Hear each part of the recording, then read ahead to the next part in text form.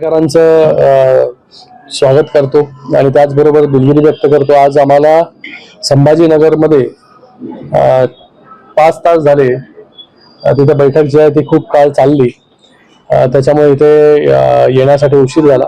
आज या पुणे जिल्ह्यामधील सर्व पदाधिकाऱ्यांची बैठक मेळावा जो आहे तो आज इथे आयोजित केलेला आहे।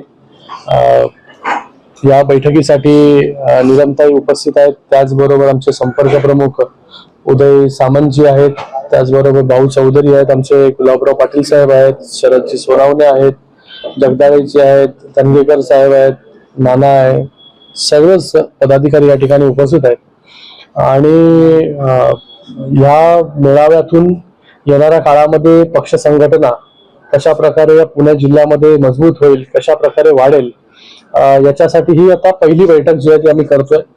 पुढे संपर्क प्रमुख म्हणून उदय सामंतजी हे स्वतः जे आहे हे विधानसभा न्याय बैठका घेतील आणि आता पुढे 3 वर्ष जे आहेत कुठल्याही निवडणुका नाही आहेत, तर संपूर्ण महाराष्ट्रामध्ये फिरून वेगवेगळ्या भागांमध्ये जाऊन या बैठका ज्या आहेत त्या घेतल्या जातील। शरदजी सोनवणे यांना देखील संपर्क प्रमुख जे आहे ते आपण शिरूर लोकसभेचं त्यांची ही जबाबदारी आहे।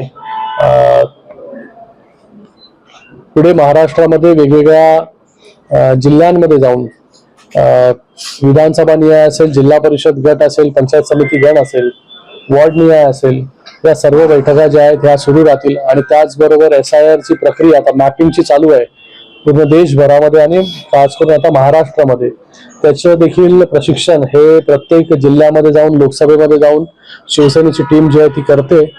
या SIRच्या मॅपिंग मध्ये जास्तीत जास्त मतदार जे आहे त्यांची नोंदणी मॅपिंग झाली पाहिजे, जेणेकरून कुठलाही मतदार जो आहे हा वंचित राहता कामा नये। ग्रामीण भागामध्ये त्याचा काही प्रॉब्लेम येत नाही, पण शहरी भागामध्ये मोठ्या प्रमाणामध्ये मतदार न सापडणं हा मोठ्या प्रमाणामध्ये विषय असतो, तर त्याच्यासाठी देखील दक्षता कार्यकर्त्यांनी कशा प्रकारे घेतली पाहिजे।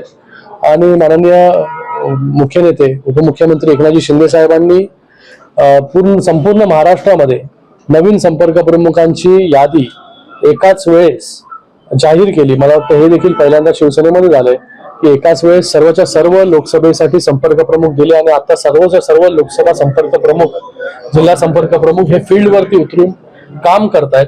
त्याचाच भाग म्हणजे याच्या अगोदर आम्ही मुंबईपासून सुरुवात केली, मुंबईची जबाबदारी, ठाण्याची जबाबदारी देखील माझ्यावरती दिलेली आहे, तर मुंबईच्या बैठका घेतल्या, ठाण्याच्या बैठका घेतल्या, कल्याण असेल, MMR रिजन असेल, आज संभाजीनगर असेल, सकाळी आता पुणे, उद्या धाराशिव आहे, उद्या नांदेड आहे, लातूर आहे, हा तो सगळा मराठवाड्याचा भाग, त्याचबरोबर सोलापूर, या सर्व भागांमध्ये जाऊन प्रत्यक्ष कार्यकर्त्यांना भेटणं, त्यांच्याशी बोलणं आणि त्यांचं ऐकून घेणं की काय बाबा कशा प्रकारचं संघटन आतापर्यंत केलेलं आहे, कशा प्रकारे पुढे अजून काय काय आवश्यकता आहेत, या सगळ्या गोष्टी ज्या आहेत त्यांच्याबरोबर चर्चा करून पुढे जे आहे येणाऱ्या काळामध्ये शिवसेनेची ताकद जी आहे ही प्रत्येक जिल्ह्यामध्ये कशी वाढेल याच्यासाठी सर्व मंत्री असतील, सर्व पदाधिकारी असतील, संपर्क प्रमुख असतील, हे जोमाने जे आहे ते कामाला लागलेले आहेत।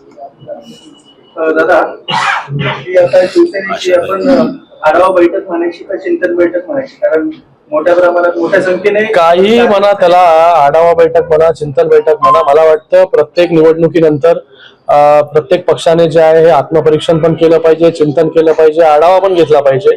त्याच्या अनुषंगाने जे आहे हे आढावा येणाऱ्या, जसं मी सांगितलं तुम्हाला, पुढील 3 वर्ष जे आहे ही निवडणुका नाही आहेत, पण तुम्हाला एक तेही सांगेन मी की जेव्हा विधानसभेच्या निवडणुका झाल्या त्या विधानसभेच्या निवडणुकीमध्ये शिवसेनेला मोठं यश जे आहे ते मिळालं। 60 जागा या शिवसेनेच्या निवडून आल्या, 75% पेक्षा जास्त स्ट्राईक रेट हा शिवसेनेचा राहिला।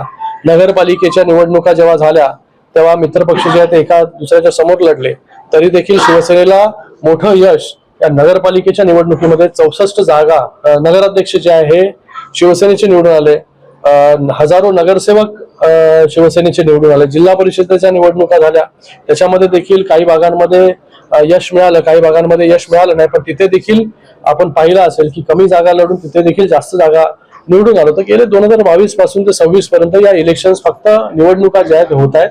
येणाऱ्या काळामध्ये 3 वर्षांमध्ये निवडणुका नाही, या 3 वर्षांमध्ये पक्षाला कशी बळकटी मिळेल, पक्ष कसा मजबूत होईल याच्यासाठी सर्व स्तरावरती जे आहे हे प्रयत्न जे आहेत ते केले जातील. सर, शिंदे साहेब राज्याचे मुख्यमंत्री राहिलेले आहेत, आता उपमुख्यमंत्री निलमताई उपसभापती होता, संपर्क नेते अनुभव आहेत. पण या महानगरपालिकेच्या पुण्याच्या ज्या इलेक्शन झाल्या त्यामध्ये आपल्या शिंदेचा एकही नगरसेवक निवडून आला.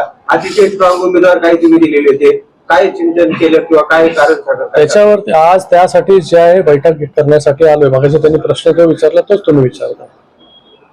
भाजप मोठा अडथळा ठरलाय असं वाटतंय का? कारण बघा, प्रत्येक पक्ष जो आहे हा आपली ताकद कशी वाढेल याच्यासाठी काम करत असतो. आम्हाला देखील आमच्या पक्षाची ताकद जी आहे ती वाढवायची आहे. त्याच्यासाठी आजची ही बैठक जी आहे ती आम्ही घेतोय आणि याच्या पुढे देखील विधानसभा न्याय असेल, वारंवार बैठका आपण पाहिलं असेल. याच्या अगोदर शिंदे साहेबांनी देखील VCच्या माध्यमाने संपर्क प्रमुखांची बैठक वारंवार घेतलेली आहे, आमदारांची बैठक जी आहे ती घेतलेली आहे. तर येणाऱ्या काळामध्ये जिथे शिवसेनेची ताकद नाही, जिथे शिवसेना कमी ताकदीची आहे, तिथे देखील शिवसेनेची ताकद कशी वाढेल याच्यावरती जाईल काम केलं जाईल.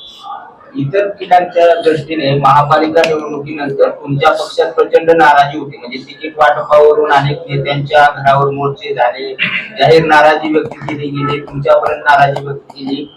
पुण्यात जो असंतोष आहे तो असंतोष तुम्ही कमी करणार आहेत का आजच्या बैठकीमधून? कारण अनेक नेते आजच्या एका बैठकीमध्ये सगळ्याच गोष्टी होणार नाही. आजची ही पहिली बैठक आहे. या बैठकीनंतर जे आहे हे रूपरेषा जी आहे ही कार्यकर्त्यांना, पदाधिकाऱ्यांना दिली जाईल की कशा प्रकारे पुढे आपल्याला जायचंय.